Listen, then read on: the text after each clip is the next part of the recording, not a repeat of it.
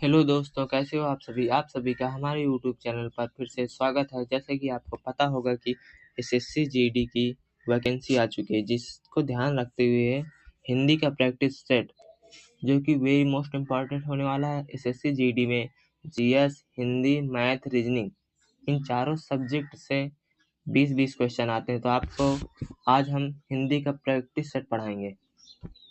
हिंदी के practice set में आज का पहला प्रश्न है, जो कि एसएससी जीडी के लिए वेरी मोस्ट इम्पॉर्टेंट होगा तथा अन्य एग्जाम जिसके लिए हिंदी आती है उसके लिए भी यह वीडियो वेरी मोस्ट इम्पॉर्टेंट होगी।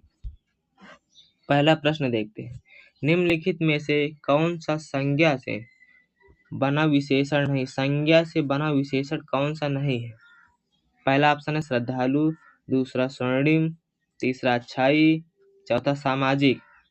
श्रद्धालु जो कि श्रद्धा से बना हुआ है, स्वर्णिम स्वर्ण से बना, सामाजिक समाज से, लेकिन अच्छाई यह संज्ञा से बना विशेषण नहीं। ऑप्शन नंबर इसका सही है सी। देखते हैं क्वेश्चन नंबर अगला। क्वेश्चन नंबर 2, द्विज शब्द के लिए उपयुक्त खंड चुनिए, उपयुक्त वाक्य खंड चुनिए। द्विज, द्विज का एक अर्थ पक्षी भी होता है, लेकिन इसमें ऑप्शन है, ऑप्शन ए बहुत बोलने वाला, ऑप्शन बी 2 बार जन्म लेने वाला, ऑप्शन सी बहुत जाने वाला, ऑप्शन डी पहले जन्म लेने वाला।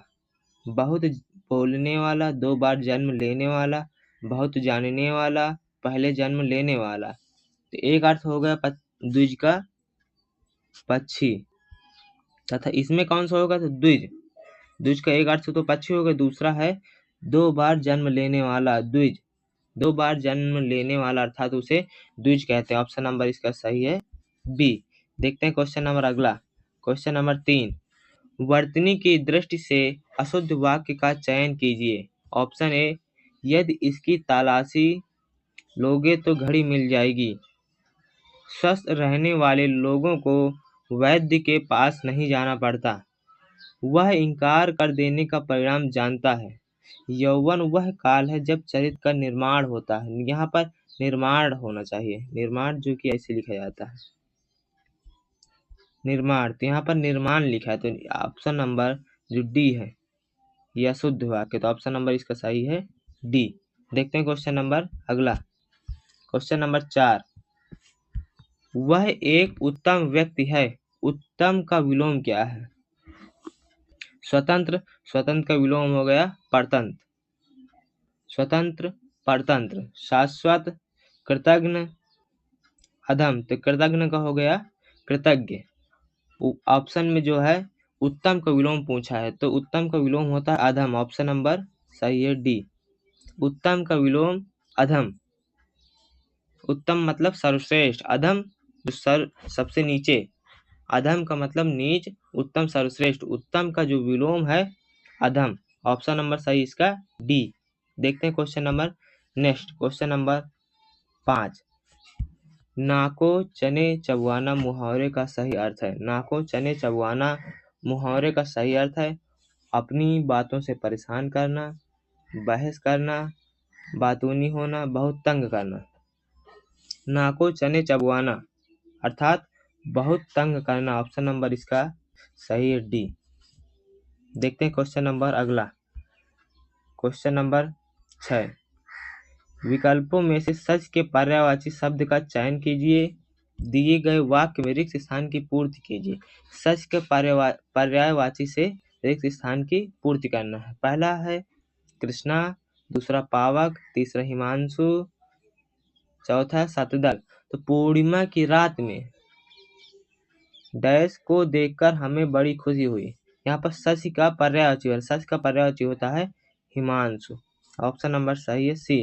तो पूर्णिमा की रात में हिमांशु को देखकर हमें बड़ी खुशी हुई, तो ऑप्शन नंबर 6 का सही है सी, हिमांशु। देखते हैं question number next. Question number अगला, निम्न विकल्पों में से कौन सा शब्द दिए गए वाक्य में रेखांकित शब्द का पर्यायवाची नहीं है? मेरे घर के सामने जो बाग है वह फूलों और लता से भरा है। तो लता का पर्यायवाची इनमें से कौन सा नहीं है? तो लता के जो पर्यायवाची होते हैं वल्लरी, वेल, बेल और तरंग, जो कि लता का पर्यायवाची नहीं, तो ऑप्शन नंबर इसमें सही है डी। आपको प्रश्न में जब भी पर्यायवाची दिया हो तो उसमें आपको देखना है कि उसमें नहीं लगा है या नहीं। जैसे पर्यायवाची नहीं है पूछा गया, आज आपने नहीं नहीं पढ़ा तो लता का पर्यायवाची वल्लरी आप ऑप्शन नंबर ए में लगा दोगे। इसी से आपके प्रश्न गलत होते हैं। पहले प्रश्न को ध्यान से पढ़ना। जैसे इसमें पर्यायवाची कौन सा नहीं है, तो लता के जो पर्यायवाची होते हैं नहीं है पूछे, जो नहीं हो तो उसमें टिक लगाना है। देखते हैं question number next. Question number 8, निम्नलिखित में से किस वाक्य में गुणवाचक विशेषण अशुद्ध है? ऑप्शन ए, तुम दोनों यहाँ कैसे आए, ये पूर्ण विराम।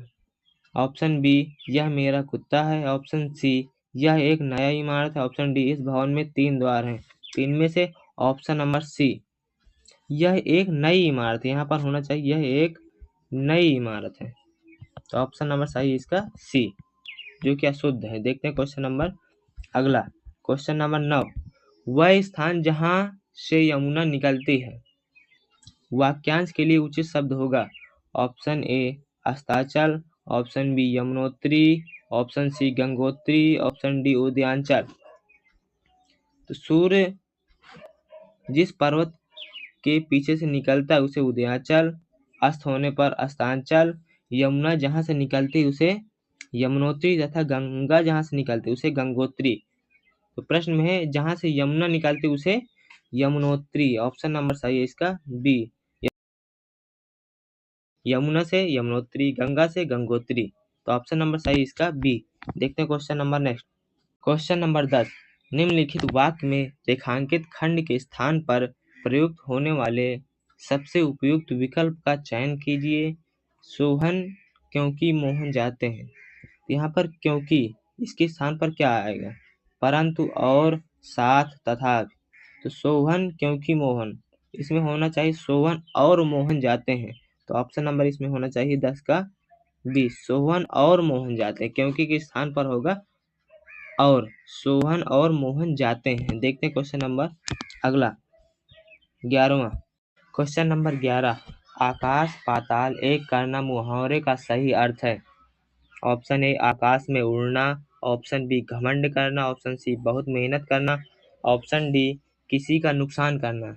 जैसे कि आपका पेपर जो कि एसएससी जीडी जब पेपर नज़दीक आ जाता है तब आप आकाश पाताल एक कर देते हो, अर्थात बहुत मेहनत करते हो उस परीक्षा के लिए। जिस परीक्षा का एग्जाम हो उसके पहले आप बहुत मेहनत करते हो। आकाश पाताल एक करना अर्थात बहुत मेहनत करना। ऑप्शन नंबर सही इसका सी। देखते हैं question number next. Question number 12, जो मुकदमा दायर करता उसे क्या कहते हैं? वाक्यांश के लिए एक शब्द है मुकदमेबाज, गवाह, प्रतिवादी, वादी। जो मुकदमा दायर करता है उसे वादी और जिसके विपक्ष में होता है उसे प्रतिवादी। तो जो मुकदमा दायर करता है उसे वादी। ऑप्शन नंबर सही इसका डी। देखते हैं question number next. Question number 13, निम्न वाक्य में रेखांकित शब्द के विलोम से दिए गए वाक्य का रिक्त स्थान की पूर्ति कीजिए। पुरानी इमारत में भयानक आग लगी है, बुझाने के लिए डैश की आवश्यकता है। किसकी आवश्यकता होती है आग बुझाने के लिए? रेत, पानी, वायु, बारिश। तो यह आपको पता होगा कि आग बुझाने के लिए पानी। ऑप्शन नंबर बी, पुरानी इमारत में भयानक आग लगी है, बुझाने के लिए पानी की आवश्यकता है। ऑप्शन नंबर सही इसका बी। देखते हैं question number next. Question number 14, हमारे देश से आयात निर्यात काफी होती है। इस वाक्य को शुद्ध करके लिखिए। तो इसका होगा हमारे देश में आयात निर्यात काफी होता है। ऑप्शन नंबर इसका सही होगा ए, हमारे देश में आयात निर्यात काफी होता है। तो ऑप्शन नंबर इसका सही है ए। देखते हैं क्वेश्चन नंबर अगला। क्वेश्चन नंबर 15, निम्नलिखित वाक्यों में से आशा से परे वाक्यांश के लिए एक शब्द होगा। आशा से परे, ऑप्शन ए आशातीत, ऑप्शन बी हताशा, ऑप्शन सी निराशा, ऑप्शन डी प्रत्याशा। तो इसमें सही ऑप्शन होगा आशातीत। आशा से परे अर्थात आशातीत। ऑप्शन नंबर सही है ए, आशातीत अर्थात आशा से परे। आशा से परे वाक्यांश के लिए एक शब्द है आशातीत। Option number A correct option है। देखते हैं क्वेश्चन नंबर अगला। क्वेश्चन नंबर 16, लकड़ियों का समूह रेखांकित पद समूह के बदले उपयुक्त शब्द का प्रयोग कीजिए। लकड़ियों का समूह, समूह के स्थान पर उपयुक्त शब्द का प्रयोग कीजिए। मतलब समूह के स्थान पर कौन शब्द आएगा? गट्ठर, रेवड़, टुकड़ा, ढेर। तो लकड़ियों का गट्ठर होता है। ऑप्शन नंबर इसका सही है ए, लकड़ियों का गट्ठर। देखते हैं क्वेश्चन नंबर अगला। निम्नलिखित वाक्य के किस खंड में त्रुटि है? जीवन और साहित्य का घोर संबंध है। तो जीवन और साहित्य का घोर नहीं होना चाहिए यहाँ पर। तो ऑप्शन नंबर सही है इसका D. Option number D correct option. देखते हैं क्वेश्चन नंबर नेक्स्ट। दिए गए शब्दों में से उचित शब्द से वाक्य पूर्ण कीजिए। ऑप्शन है नारी, नाड़ी, नीर, नीड़।